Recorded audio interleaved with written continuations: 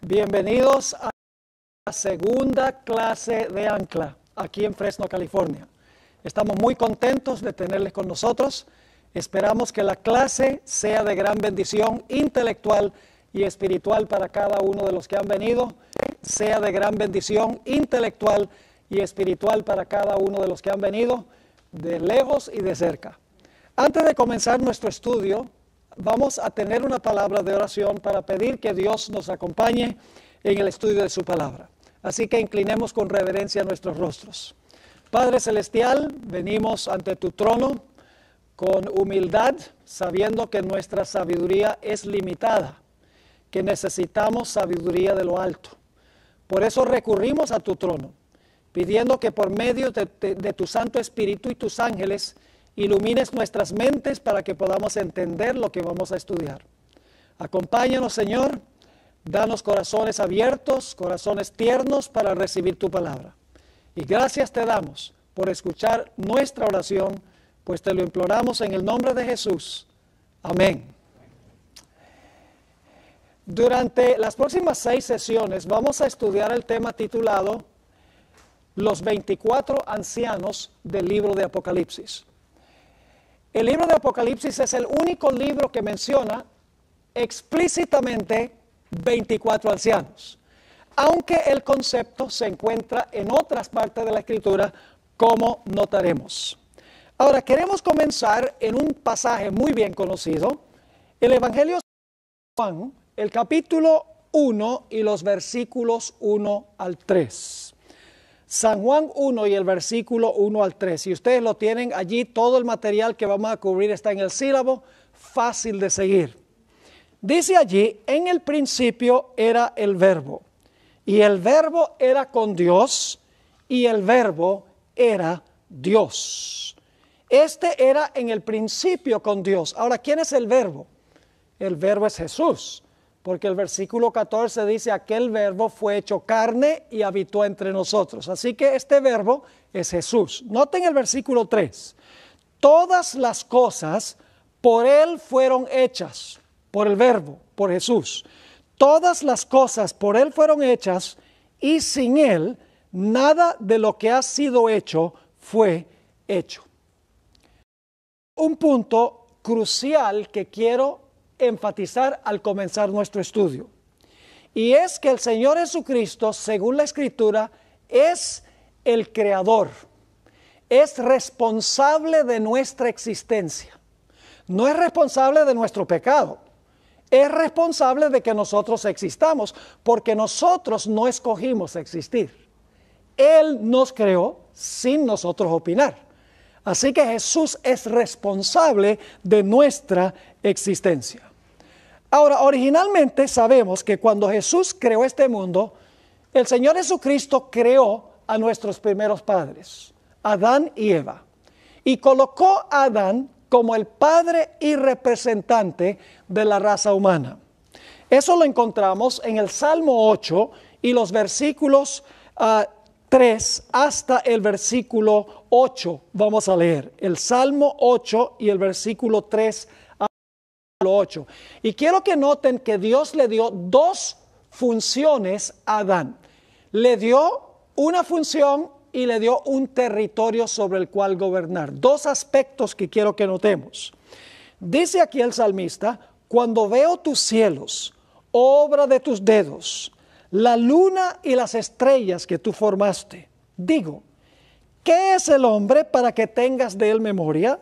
¿Y el hijo del hombre para que lo visites? Le has hecho, está hablando de la creación de Adán, le has hecho poco menor que los ángeles, y lo coronaste de gloria y de honra. Ahora yo pregunto, ¿quién es el que lleva una corona? Un rey. Así que Adán, la función que Dios le dio fue la de ser ¿un qué?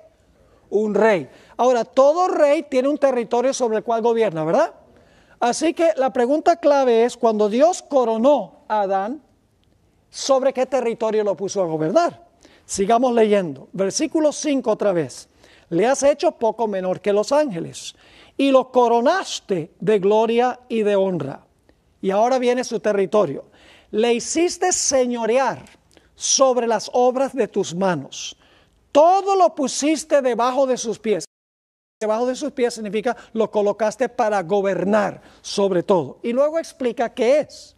Ovejas y bueyes, todo ello, y asimismo las bestias del campo, las aves de los cielos y los peces del mar, todo cuanto pasa por los senderos del mar. Ahora, cuando la Biblia usa expresiones como las bestias del campo, las aves del cielo y los peces del mar, significa todo lo relacionado con el planeta, cielo, tierra y mar.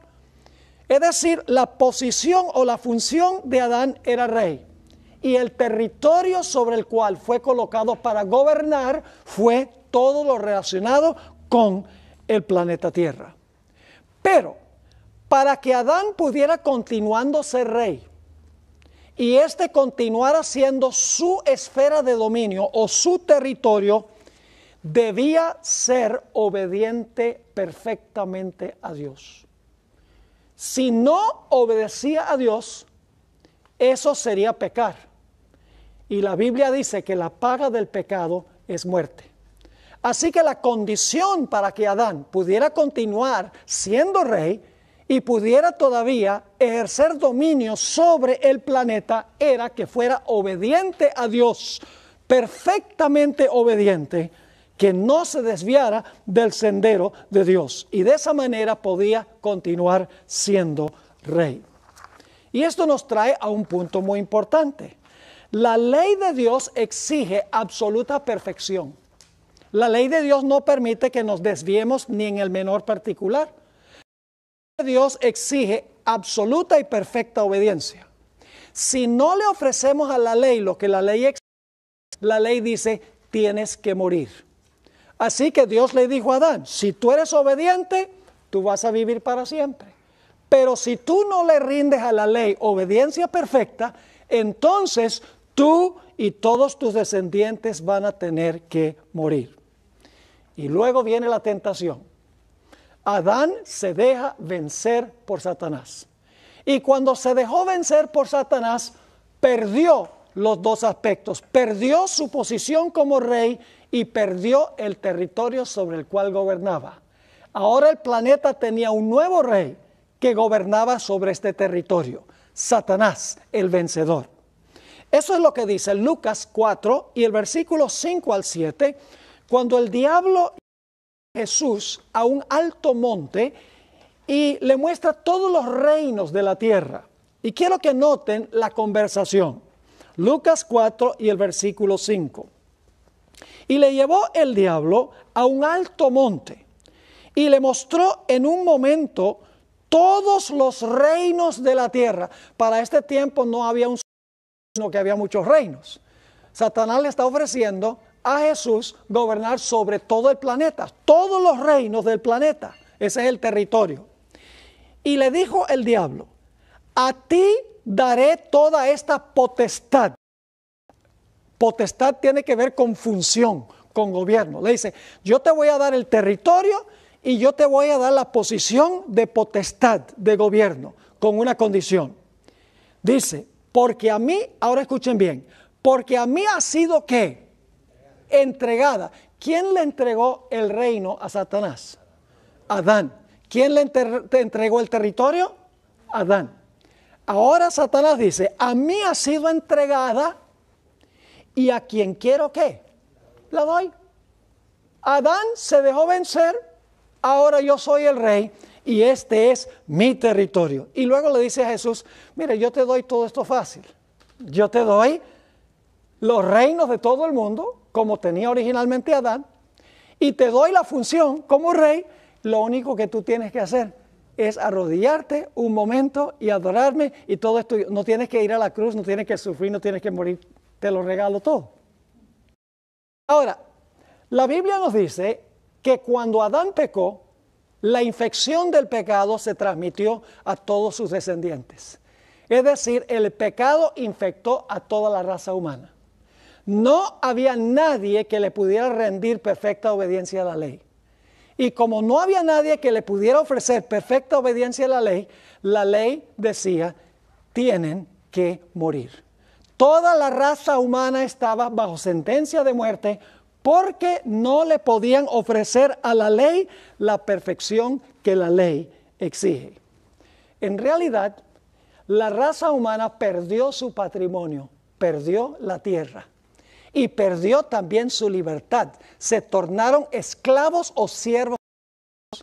La raza humana necesitaba a alguien que pudiera recuperar el trono y que pudiera recuperar el territorio. El problema es que no había nadie dentro de la raza humana que pudiera hacer eso, porque la Biblia dice que todos han pecado. Así que dentro de la raza humana no había esperanza, porque llegaron a ser esclavos de Satanás y todos vendieron su patrimonio, vendieron el territorio que Dios le concedió. La raza humana necesitaba a alguien que rescatara lo que se había perdido, pero dentro de la raza no había nadie. Ahora, hay algo muy... En el Antiguo Testamento habían algunas leyes que se conocían como las leyes de la redención. Si una persona se vendía a servidumbre, había una forma en que podía recobrar su libertad.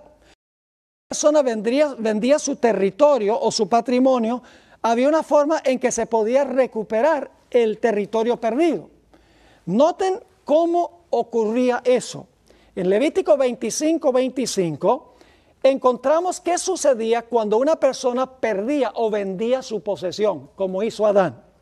Dice allí, cuando tu hermano empobreciere y vendiere algo de su posesión, la palabra algo no está en el original. El original dice cuando vendiere su posesión, es decir, su territorio, su patrimonio. Ahora, ¿cómo se podía rescatar?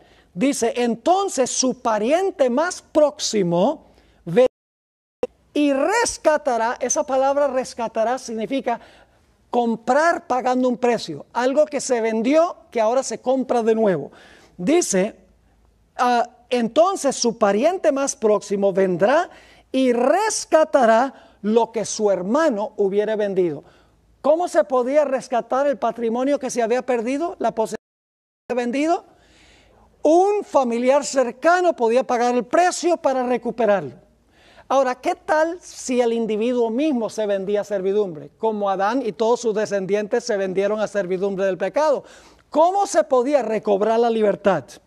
En los versículos 47 al 49 encontramos cómo se podía redimir a una persona que se había vendido a esclavitud.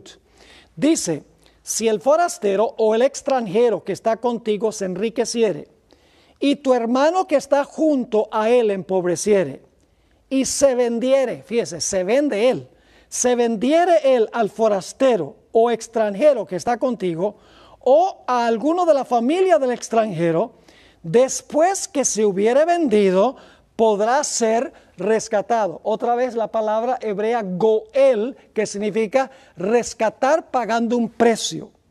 Así que dice, después que se hubiera vendido, podrá ser rescatado. ¿Quién lo podía rescatar? Sigue diciendo, uno de sus hermanos lo rescatará, o su tío, o el hijo de su tío lo rescatará, o un pariente de su familia lo rescatará, o si sus medios alcanzaren, él mismo se rescatará. ¿Cómo entonces se podía recuperar el patrimonio y recuperar la libertad? Solo si un pagano venía y pagaba el precio para dar el patrimonio que se había perdido y para librar al que se había vendido a servidumbre. El problema es que dentro de la raza humana no había nadie que pudiera cumplir eso, porque todos se vendieron a servidumbre. Todos vendieron su patrimonio porque todos pecaron, dice en Romanos el capítulo 3, todos han pecado y están destituidos de la gloria de Dios. Dice, no hay justo ni aun uno, es decir, dentro de la raza no había un pariente cercano que pudiera pagar el precio para rescatar lo que se había perdido. Ningún miembro de la raza humana. Pero ahora entramos a un terreno muy emocionante. El Señor Jesucristo, quien creó a todos, tenía derecho de ofrecerse para tomar el lugar de todos. Ahora, yo quiero preguntarles algo. Antes de que Jesús se encarnara como ser humano, ¿Jesús era miembro de nuestra familia? Antes de encarnarse, antes de hacerse humano, ¿Jesús era miembro de nuestra familia? No. ¿De cuál familia era miembro? De la familia de la Trinidad. Padre, Hijo y Espíritu Santo. Solo hay 3 en esa familia. Él no era miembro de nuestra familia. Así que yo pregunto, ¿podía Jesús implementar las leyes de la redención? ¿Podía redimir el patrimonio perdido? No. ¿Podría redimir al que se había vendido a esclavitud?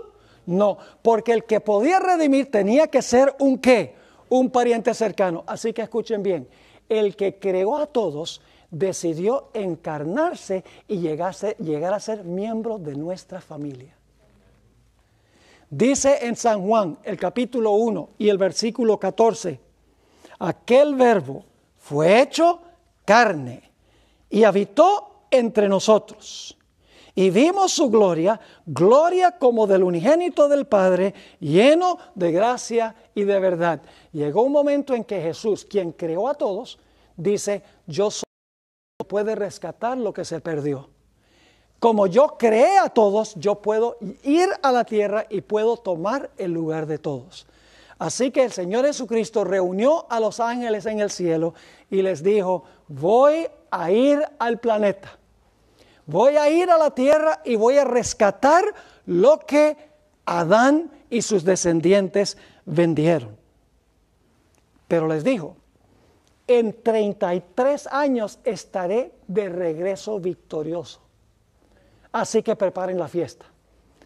Claro, no hay un texto bíblico que diga eso, pero vamos a ver que sí hubo una fiesta cuando Jesús fue al cielo. Ahora escuchen bien. En Apocalipsis 22:16 dice algo muy interesante. En cuanto a la relación entre Jesús y David. Dice allí, está hablando Jesús, yo Jesús he enviado mi ángel para daros testimonio de estas cosas en las iglesias. Yo soy la raíz y el linaje de David. La estrella resplandeciente de la mañana. Jesús dice, yo soy la raíz de David y también el linaje. Lo que Jesús está diciendo es que yo soy el padre y también soy el hijo de David. Ahora, ¿cuántos conocen a una persona que es padre de su hijo e hijo de su hijo? Dice, eso es absurdo, pastor. Pero aquí dice que Jesús era la raíz de David y el linaje de David también. Jesús como Dios es el padre de David, pero como hombre descendiente de David. Se unió a nuestra familia haciéndose hombre para poder rescatarlo. Se hizo nuestro pariente cercano. Lo mismo sucede con Abraham. En Mateo 1 y el versículo 1 dice que Jesús era hijo de Abraham. Pero lo interesante es que Jesús también declaró en Juan 8:58, antes que Abraham fuese, yo soy. Así que Jesús está diciendo, yo soy el padre de Abraham y soy el hijo de Abraham también. Es el padre de Abraham porque es Dios, pero es el hijo de Abraham porque se hizo miembro de nuestra familia. Así que el Señor Jesucristo decidió venir a ocupar el lugar de todos los seres humanos. Solo el que creó a todos podía ofrecerse en lugar de todos. Y la misión de Cristo para poder rescatar el patrimonio perdido y para poder rescatar nuestra libertad era dos cosas. Jesús tenía que hacer dos cosas fundamentales para recuperar el patrimonio y para recuperar la libertad de los seres humanos de la esclavitud. ¿Cuáles eran esas dos cosas? Vamos a Éxodo 12 y el versículo 5 y el versículo 6. Dice allí, hablando del Cordero Pascual, él será sin defecto, macho de 1 año.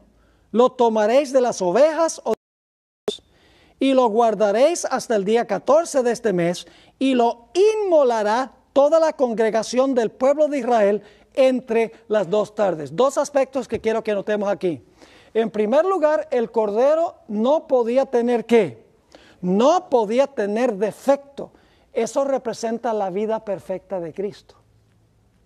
Pero después que se determinaba que el cordero era un cordero sin defecto, luego el cordero era ¿qué? Sacrificado o inmolado. Eso demuestra que Jesús tuvo que venir a hacer dos cosas. En primer lugar, tenía que venir a vivir la vida perfecta que la ley nos exige a nosotros. Porque nadie de nosotros le podemos ofrecer la ley. Así que Jesús en nuestro lugar vino a ofrecerle a la ley en lugar de todos nosotros lo que la ley exige, la perfección. Y luego Jesús, después de vivir una vida perfecta, murió cargando todos los pecados de la raza humana. Es decir, Jesús vivió por todos y murió por todos. Cuando se encarnó, vivió una vida perfecta para ofrecerle a la ley, para que cualquier persona que lo aceptara podía pararse ante la ley perfecto en él. Y luego cargó los pecados de toda la raza humana y sufrió la muerte que los seres humanos deben sufrir. En 1 Pedro 18 al 20 encontramos otra a estos dos aspectos de la misión de Jesús: vivir la vida perfecta que la ley nos exige a nosotros y morir la muerte que la ley exige por nuestros pecados. Dice allí en 1 Pedro 1, 18 al 20, sabiendo que fuisteis rescatados de vuestra vana manera de vivir, cual recibisteis de vuestros padres, no con cosas corruptibles como oro o plata, es decir, no fuimos rescatados o comprados con oro ni plata, sino con la ¿qué? Con la sangre preciosa de Cristo. Ahí está su muerte. Con la sangre preciosa de Cristo, como de un cordero, ¿cómo? Sin mancha y sin contaminación. ¿Ven los dos aspectos ahí? El sacrificio de Cristo no hubiera valido nada, al menos que primero hubiese vivido la vida perfecta. Porque la ley exige perfección y Jesús vino a ofrecerle a la de todos la vida que la ley exige. Y como somos pecadores, Jesús también tenía que cargar los pecados y morir y pagar la sentencia por nuestros pecados. Solo así Jesús podía recuperar lo que se había perdido para darlo entonces a la raza humana. Ahora, los demonios sabían muy bien por qué había venido Jesús. Nos dice en Marcos 1, 23 y 24. Ellos sabían quién era Jesús y cuál era la misión de Jesús. Dice allí en San Marcos, el capítulo 1 y los versículos 23 y 24, lo siguiente. Pero había en la sinagoga de ellos un hombre de espíritu inmundo, que dio voces diciendo: ¡Ah! ¿Qué tienes con nosotros, Jesús Nazareno? ¿Has venido para qué? Oh, ellos saben por qué Jesús había venido. ¿Has venido para destruirnos? ¿Sabían quién era él? Oh, sí, lo habían conocido en el cielo antes que fueran echados. Dice: sé quién eres, el Santo de Dios. ¿Sabían los demonios a qué venía Jesús? ¿Y de dónde venía Jesús? Claro que sí. Ellos sabían muy bien, por los versículos que notamos, por el ceremonial del Antiguo Testamento, que los corderos no tenían mancha y que los corderos morían y que el pecador colocaba su mano sobre la cabeza del animal y transfería el pecado. Y Satanás diciendo: ya estoy entendiendo lo que va a pasar. Va a venir Jesús y Jesús va a vivir una vida absolutamente perfecta, sin pecado, en lugar de todos los seres humanos, y entonces va a cargar sobre sí los pecados de la raza humana y va a sufrir la muerte para entonces recuperar lo que perdió Adán. Satanás sabía muy bien a qué había venido el Señor Jesucristo, y por eso, según lo que encontramos en la parte de arriba de la página 6, Satanás tenía que impedir una de dos cosas, o dos cosas. Tenía que impedir que Cristo viviera una vida perfecta. Y tenía que impedir que voluntariamente ofreciera su vida en sacrificio por el pecado. Que Satanás dice: yo sé cuál es la misión de él y yo sé ahora qué me corresponde a mí hacer. Yo no puedo permitir que él viva esa vida perfecta, ni tampoco puedo permitir que él ofrezca su vida en sacrificio voluntariamente por el pecado. Eso a impedir yo. Y vamos a ver que Satanás usó 4 métodos para tratar de impedir que el Señor Jesucristo cumpliera de vivir una vida perfecta en lugar nuestro, era por el pecado en lugar nuestro. En primer lugar, el primer método fue tratar de quitarle la vida a Cristo antes que Cristo pudiera ofrecerse en la cruz del Calvario. Encontramos en la Review and Herald, octubre 12, 1897, Elena White describe esto. Jesús hubiera sido muerto en repetidas ocasiones, a no ser por los ángeles celestiales, quienes lo protegieron hasta el momento en que la suerte de la nación judía fuese decidida. Satanás quería ¿qué? Matarlo antes que él ofreciera voluntariamente su vida. Ahora, si Satanás lo mataba, ese sacrificio no servía para el pecado, porque la Biblia dice que Jesús tenía que ofrecerse en sacrificio a sí mismo. Satanás dice, si lo mato antes, entonces problema resuelto. No ofrece su vida. Desde su nacimiento, Satanás procuró matarlo. Ahora les voy a mencionar solo algunos episodios. No tenemos tiempo de leer todo lo que está en el sílabo. Pero ustedes recuerden Apocalipsis 12 y el versículo 3 y el versículo 4. Cuando Jesús nació, ¿quién lo estaba esperando? ¿Sabía qué iban a hacer? ¿Y dónde iban a hacer? ¿Y más o menos cuándo iban a hacer? Lo sabía muy bien. Él dice, problema, yo lo termino. Ahora, antes de que crezca, lo va a matar ahora. Así no va a poder vivir su vida perfecta, ni va a poder morir por el pecado, ofrecer su vida. Y dice que el dragón se paró al lado de la mujer para devorar a su hijo cuando hubiese nacido. Pero todos sabemos que fue protegido por la providencia de Dios, porque no era momento para Jesús morir. Satanás también procuró ahogarlo. Mateo el capítulo 8, 24. Ustedes recuerdan esa tormenta terrible que se desarmó cuando el Señor Jesucristo estaba en el barco. Era la intención de Satanás ahogar al Señor Jesucristo antes que él pudiera ofrecer su vida en sacrificio por muchos. Dice en Mateo 8, 24, he aquí que se levantó en el mar una tempestad tan grande que las olas cubrían la barca, pero él dormía. Satanás dice, a este no lo pude matar cuando nació, pero ahora lo voy a ahogar. También sucedió cuando Jesús comenzó su ministerio en Nazaret. Según Lucas 4 y el versículo 28 al 30, Jesús dijo algunas palabras que no eran muy populares en ese tiempo. Le dijo a los judíos que Dios benefició a algunos que no eran parte de la nación escogida y la gente no le gustó. Fíjense lo que dice Lucas 4, 28 al 30. Al oír estas cosas, todos en la sinagoga se llenaron de ira y levantándose, le echaron fuera de la ciudad y le llevaron hasta la cumbre sobre el cual estaba edificada la ciudad de ellos para despeñarle. Mas él pasó por en medio de ellos y se fue. La hermana White dice que ángeles lo ocultaron de la vista de sus enemigos para que no lo pudieran despeñar. Satanás lo quería matar antes que llegara el momento de él voluntariamente entregar su vida. En varias ocasiones durante su vida trataron de apedrear a Jesús, instigados por Satanás, porque Satanás sabía que Jesús iba a venir a ofrecer su vida en rescate por muchos. En Juan 8, 58 y 59 encontramos uno de esos episodios que se mencionan en cuanto al deseo de apedrear a Jesús. Dice allí, Jesús les dijo, de cierto os digo, antes que Abraham fuese, yo soy. Estaba usando el nombre del gran Dios, que es el Antiguo Testamento.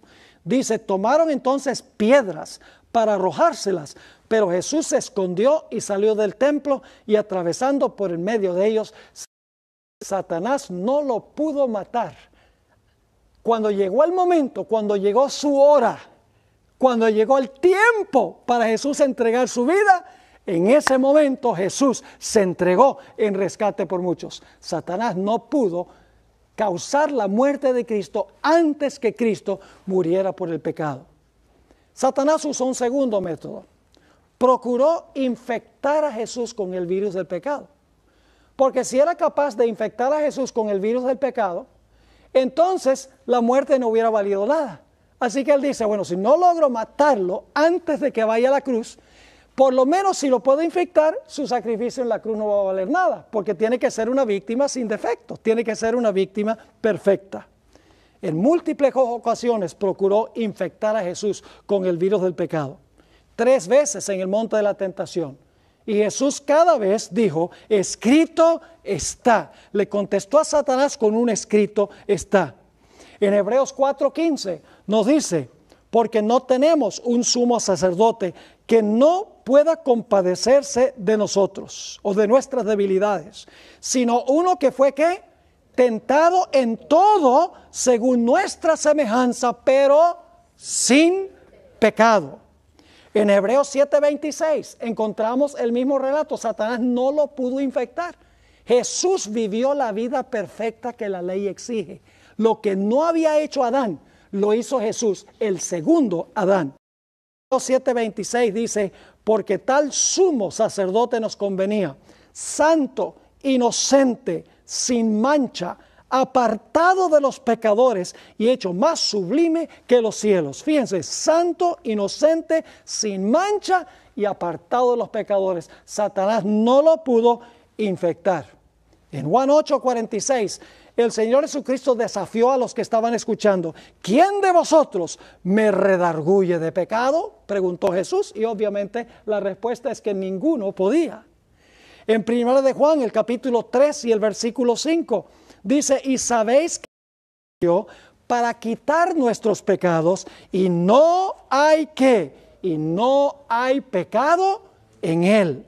En 1 de Pedro 2, 21 al 23, dice, pues para esto fuisteis llamados, porque también Cristo padeció por nosotros, dejándonos ejemplo para que sigáis sus pisadas.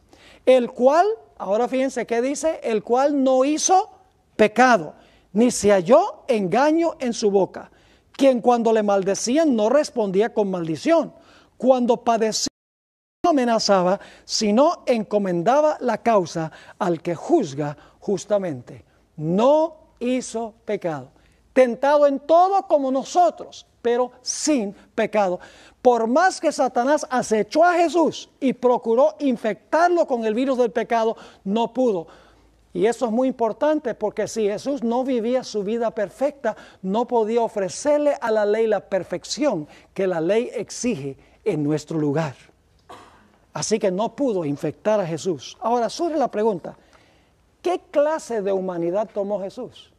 Hay muchos que creen que Jesús tomó la humanidad de Adán antes que Adán pecara, la naturaleza santa de Adán antes del pecado. Al final de este sílabo usted tiene una sección larga sobre la naturaleza humana que tomó Jesús. Jesús tomó la naturaleza humana pecaminosa pero regenerada por la obra del Espíritu. Es decir, tener una naturaleza pecaminosa no es pecado. Es cuando permitimos que la naturaleza pecaminosa se exprese en pensamientos, palabras o acciones pecaminosas cuando se convierte en pecado. Jesús tuvo la naturaleza pecaminosa de sus antecesores, pero Jesús nunca permitió que esa naturaleza pecaminosa se expresara en acción porque estaba completamente todo el tiempo bajo el control del Espíritu Santo. Nos dice en Romanos 8, 1 al 4, ahora pues, ninguna condenación hay para los que están en Cristo Jesús, los que no andan conforme a la carne, sino conforme al Espíritu. Porque la ley del Espíritu de vida en Cristo Jesús me ha librado de la ley del pecado y de la muerte.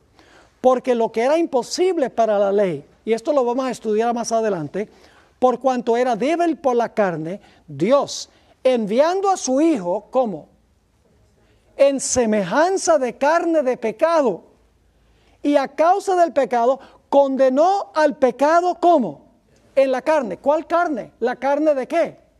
La carne de pecado, dice, para que la justicia de la ley se cumpliese en nosotros, que no andamos conforme a la carne, sino conforme al Espíritu.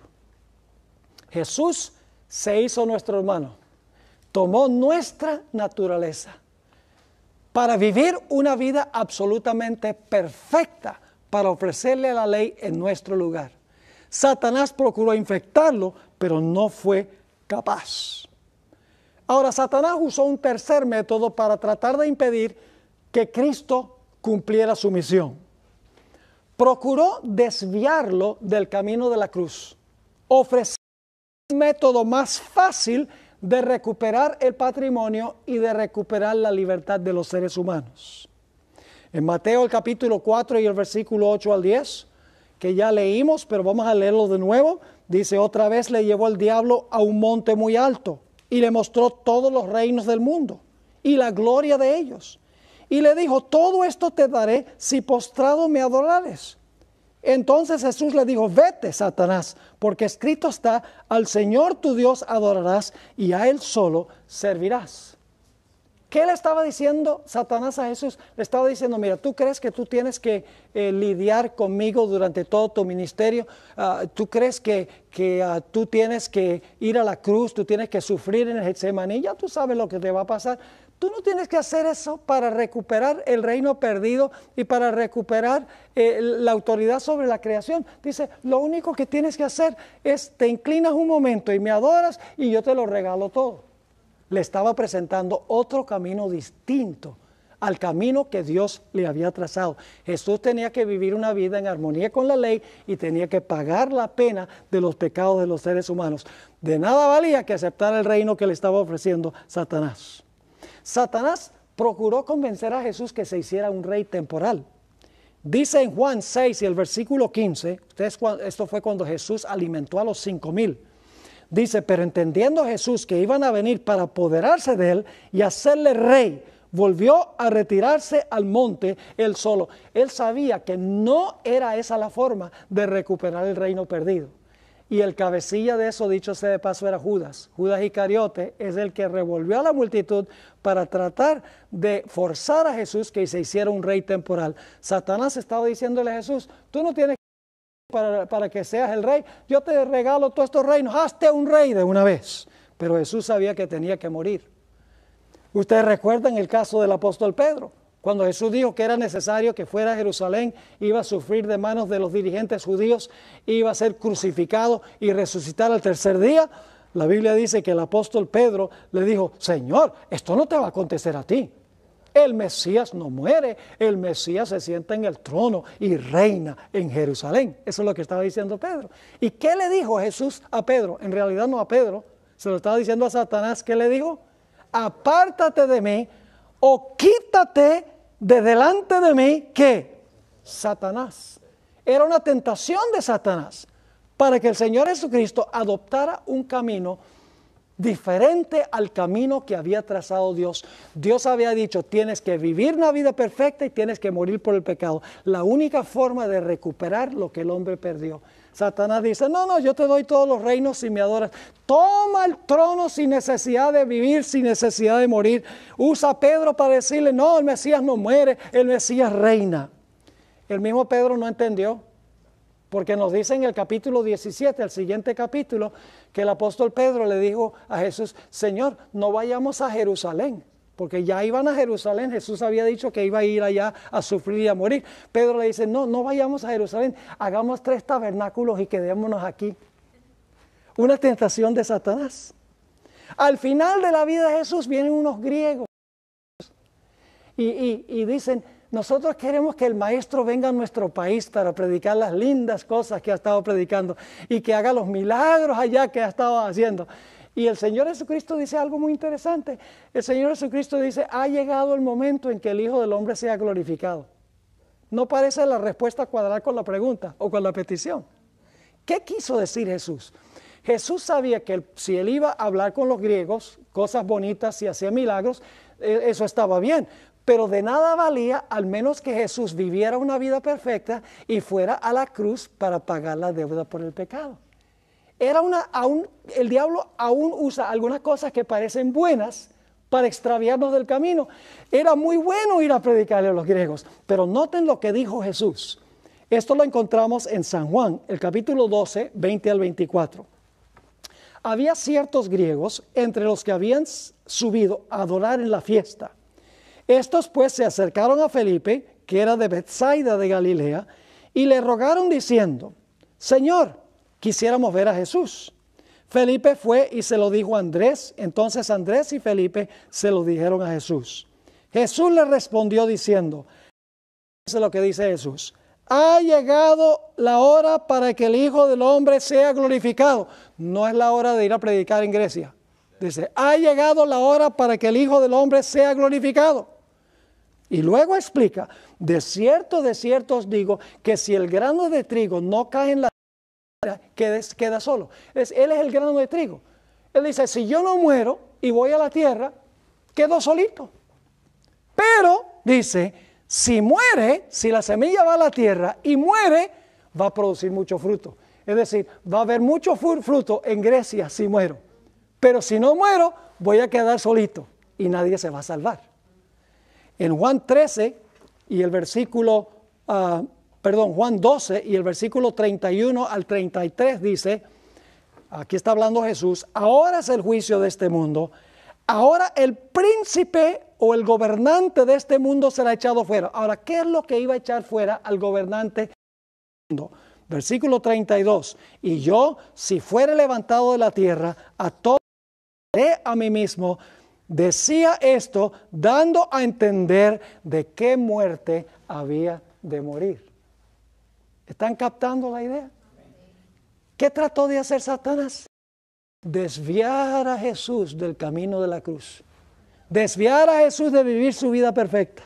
Tratando de matarlo, tratando de infectarlo, tratando de llevarlo a adoptar otro camino distinto, otro camino más fácil. Incluso al puro final de su vida. Cuando Judas entregó a Jesús, dice que lo poseyó Satanás. Y algunos creen que Judas entregó a Jesús porque quería que Jesús muriera. No, Judas no quería que Jesús muriera. Lo que Judas quería era presionar a Jesús, ponerlo en una situación difícil para que Jesús se zafara, se vengara de los que le atormentaban y Jesús se proclamara rey. Pero cuando le fracasó el plan, la Biblia dice que tiró el dinero y fue y se ahorcó. Porque el plan de él no era que Cristo muriera. El plan era obligar a Jesús de que Jesús adoptara otro camino distinto.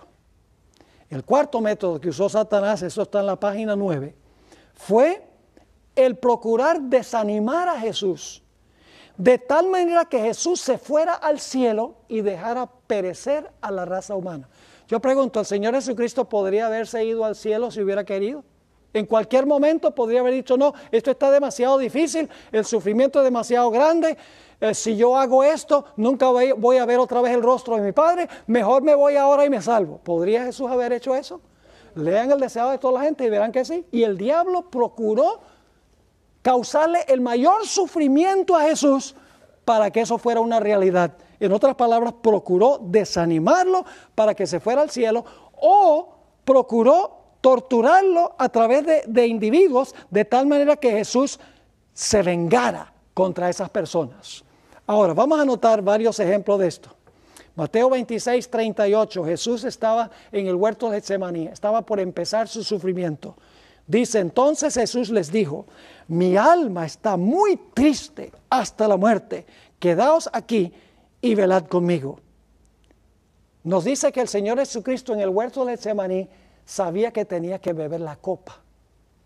3 veces le oró a su Padre, y ustedes pueden encontrarlo en el material, Mateo 26, versículo 39, versículo 42 y el versículo 44, dice que Jesús temblaba y oraba a su Padre, Padre, si puede pasar esta copa de mí, que pase, pero no sea hecha mi voluntad, sino tu voluntad. En Juan el capítulo 18 y el versículo 11 nos dice que tenía la copa y quién le dio la copa. Dice en el versículo 11, Jesús entonces dijo a Pedro, mete tu espada en la vaina, la copa que el Padre me ha dado, no la he de beber. ¿Sabe lo que contenía esa copa? Es la misma palabra que se usa en Apocalipsis para describir las copas de la ira de Dios que derraman los 7 ángeles con las 7 plagas. Es decir, la copa tenía el vino de la ira de Dios que tenía que beber Jesús. Ahora, ¿por qué tenía Jesús que beber el vino de la ira de Dios sin mezcla de misericordia? ¿Por qué? Porque Él estaba bebiendo la copa en lugar de todos los seres humanos. En Hebreos el capítulo 5 y el versículo 7 habla de la agonía de Jesús. Dice, y Cristo en los días de su carne, ofreciendo y súplicas con gran clamor y lágrimas, al que le podía librar de la muerte, fue oído a causa de su temor reverente. Fíjense, dice aquí, ruegos y súplicas con gran clamor y lágrimas, Jesús se dirigió a su Padre por la agonía que sentía. Tan terrible era, según Lucas 22 y el versículo 44, que el Señor Jesucristo sudaba como grandes gotas de sangre, no sudor común y corriente, sino gotas de sangre. En el deseo de todas las gentes, página 701, el Espíritu Profecía dice, con fieras tentaciones Satanás torturaba el corazón de Jesús. El Salvador no podía ver a través de los portales de la tumba. La esperanza no le presentaba su salida del sepulcro como vencedor, ni le hablaba de la aceptación de su juicio por el Padre. Temía que el pecado fuese tan ofensivo para Dios que su separación resultase ¿qué? Eterna. El diablo decía, si tú sigues con esto, tú no vas a ver más nunca a tu Padre. Vas a quedar separado para siempre. Y Jesús amaba a su Padre y el Padre lo amaba a él. Satanás le está diciendo, mira, vete mientras puedas, porque si terminas de beberte la copa, te perdiste tú y se perdieron todos los seres humanos. Está animando a Jesús de que se vaya. Sigue diciendo, sintió la angustia que el pecador sentirá cuando la misericordia no interceda más por la raza culpable. El sentido del pecado que atraía la ira del Padre sobre él como sustituto del hombre fue lo que hizo tan amarga la copa que bebía el Hijo de Dios y quebró su corazón.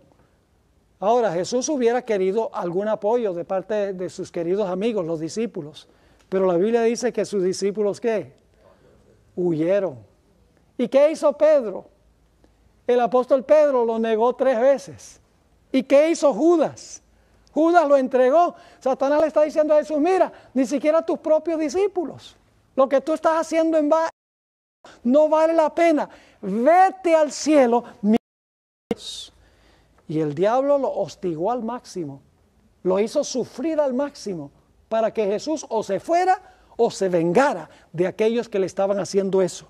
Dice en Marcos 14 y el versículo 65, y luego vamos a leer algunos textos del capítulo 15, 16 al 20, dice, y algunos comenzaron a escupirle y a cubrirle el rostro y a darle de puñetazos y a decirle, profetiza, y los alguaciles le daban bofetadas.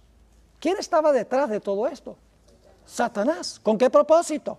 Desanimarlo en su misión, de que se fuera o se vengara. Y si se hubiera vengado, eso sería pecado, no sería un sacrificio perfecto. Dice en el otro texto, entonces los soldados le llevaron dentro del atrio, esto es, al pretorio, y convocaron a toda la compañía, y le vistieron de púrpura, y poniéndole una corona tejida de espinas, comenzaron luego a saludarle. Salve, rey de los judíos, y le golpeaban en la cabeza con una caña, y le escupían, y puestos de rodillas le hacían reverencias. Después de haberle escarnecido, lo desnudaron la púrpura y le pusieron sus propios vestidos y le sacaron para crucificarle. Ni siquiera su propio pueblo lo recibió. Sus discípulos huyeron, uno lo negó, uno lo entregó. Satanás le dice, lo que tú estás haciendo es perder el tiempo. Si la propia gente que está más cerca a ti no acepta, ¿de qué vale todo esto? Vete mientras puedas irte. En Mateo el capítulo 27 dice que a Satanás procuró inclusive que Jesús se bajara de la cruz cuando estaba en la cruz. Dice ahí en Mateo 27, 41 al 43, de esta manera también los principales sacerdotes, escarneciéndole con los escribas y los fariseos y los ancianos, decían, a otro salvó, a sí mismo no se puede salvar. Si es el rey de Israel, descienda ahora de la cruz y creeremos en él. ¿Quién está detrás de esto tratando de animar a Jesús que descienda de la cruz y que no muera? Satanás. Dice, confió en Dios, líbrele ahora si le quiere, porque ha dicho, soy hijo de Dios. Ahora lo interesante es que durante el ministerio de Jesús, según Juan 8:29, dice Jesús, porque el que me envió conmigo está. No me ha dejado solo el Padre, porque yo hago siempre lo que le agrada. Eso dijo durante su ministerio. Pero cuando colgó sobre la cruz, Jesús clamó según Mateo 27:46. Dios mío, ¿por qué me has desamparado? Elí, Elí, lama sabactani. Palabras que se ponen en el idioma arameo, porque impactó tanto a los que estaban escuchando que se puso en el idioma en el cual habló Jesús estas palabras. Así que Jesús dice, el Padre no me ha dejado solo, y ahora en la cruz está clamando, Dios mío, ¿por qué me has desamparado? Pero Jesús prosiguió con su misión. No permitió que Satanás lo matara antes de poder entregar su vida. No permitió que Satanás lo infectara con el virus del pecado. No permitió que Satanás lo desviara del camino de la cruz. No permitió que Satanás lo desanimara para que se fuera al cielo o se vengara de aquellas personas que estaban causando su dolor y su sufrimiento. Y entonces el Señor Jesucristo, colgando sobre la cruz del Calvario, dijo esas famosas palabras: consumado es. Esas palabras se las estaba hablando a su Padre. Se las habló a su Padre. Las últimas 3 palabras, Dios mío, ¿por qué me has desamparado? Se las habla al Padre. Consumado es al Padre. Padre, en tus manos encomiendo mi espíritu, al Padre. ¿Qué quiso decir cuando Jesús declaró consumado es? Jesús estaba diciendo, Padre, cumplí la misión. He vivido una vida perfecta que puede reclamar cada uno de mis hijos como suyo. Y he muerto y estoy por morir por el pecado. He hecho perfecta provisión para la salvación de todos los seres humanos. He provisto lo que se necesita para recuperar el trono, el patrimonio, el dominio y la libertad del pecado. Y entonces Jesús, colgando sobre la cruz, dijo, Padre, en tus manos encomiendo mi espíritu. Eso se encuentra en Lucas 23, 46. Y luego dice que el Señor Jesucristo expiró. ¿Qué quiso decir Jesús cuando declaró, Padre, en tus manos encomiendo mi espíritu? El Espíritu Profecía explica que quería decir, Padre, he cumplido la misión. He sido obediente a tu ley. He cargado con los pecados de la raza humana. Padre, en tus manos encomiendo mi existencia. Tú prometiste que si yo era fiel, tú me ibas a resucitar. Encomiendo mi espíritu, porque tú has prometido que voy a recibir el espíritu en la resurrección. Y así fue, que muy temprano, el primer día de la semana, según Mateo 18, 1 al 6, pasado el día de reposo, al amanecer del primer día de la semana, vinieron María y la otra María a ver el sepulcro, y hubo un gran terremoto, porque un ángel del Señor, descendiendo del cielo y llegando, removió la piedra y se sentó sobre ella. Su aspecto era como un relámpago y su vestido blanco como la nieve.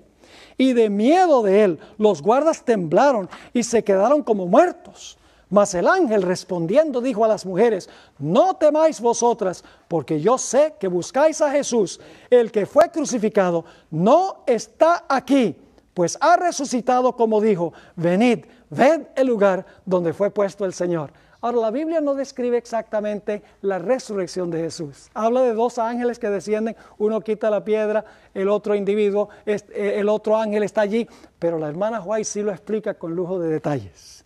Recuerden que Jesús había dicho, su última palabra fue, Padre, en tus manos encomiendo mi espíritu.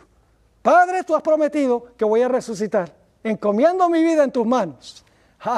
Ahora noten la descripción, en Primeros Escritos, páginas 1 y 182, uno de los 2 ángeles, esos son los que descendieron del cielo, mano de la enorme losa, y empujándola a un lado de la entrada, se sentó encima.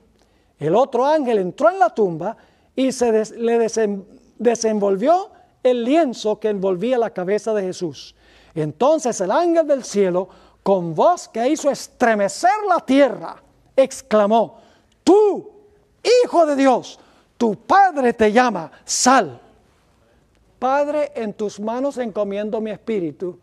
Y ahora viene el ángel y dice, tu Padre te está llamando. Encomendó su vida. Cumplió su palabra. Ahora escuchen bien. el Padre tenía que llamar a Jesús del sepulcro, pero que Jesús salió del sepulcro con la vida que estaba en él. Su Padre le dio permiso. Usted puede encontrar esto en Juan el capítulo 5, 17 y 18. Dice que él recibió este mandamiento de su Padre. Su Padre le dijo, mira, si tú eres fiel, cuando yo te llame del sepulcro, tú puedes salir del sepulcro por la vida que se encuentra en ti mismo.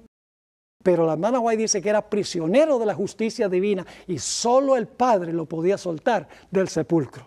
Así que el Padre ahora lo llama. Sigue diciendo, la muerte no tuvo ya más dominio sobre Jesús. Se levantó de entre los muertos como triunfante vencedor. La hueste angélica contemplaba la escena con solemne admiración. Y al surgir Jesús del sepulcro, aquellos resplandecientes ángeles se postraron en tierra para adorarle y le saludaron con cánticos triunfales de victoria. ¡Qué glorioso! Jesús no resucitó solo. Resucitaron con él algunos héroes. El Espíritu de Profecía los identifica como personas mártires que habían vivido desde los primeros en la tierra hasta los días de Jesús. Ahora, ¿por qué podían ellos salir del sepulcro ahora? ¿Por qué podían ser librados del sepulcro? Porque ellos habían confesado sus pecados, se habían arrepentido de sus pecados, habían confiado en Jesús y ahora Jesús había cumplido cada misión. Había vivido la vida perfecta que ellos reclamaron y había muerto por los pecados que ellos habían cometido y de los cuales se habían arrepentido. Así que Jesús dice, ahora la provisión está hecha, ahora me los puedo llevar. Ese relato se encuentra en Mateo 27, 51 al 53. Y he aquí el velo del templo se rasgó en dos de arriba abajo, y la tierra tembló, y las rocas se partieron, y se abrieron los sepulcros, y muchos cuerpos de santos que habían dormido se levantaron, y saliendo de los sepulcros, después de la resurrección de él, vinieron a la santa ciudad y aparecieron a muchos. Las primicias. Jesús saqueó los sepulcros de estos individuos.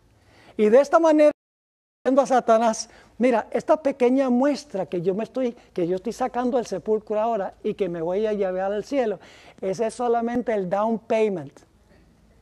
Esa es solamente la muestra, es solamente un grupito que indica que cuando yo regrese en poder y gloria a la tierra, todos los que se hayan arrepentido, confesado sus pecados y confiado en mí, y han recibido mi vida perfecta y han aceptado mi muerte por el pecado, todos ellos estarán conmigo donde yo voy a estar.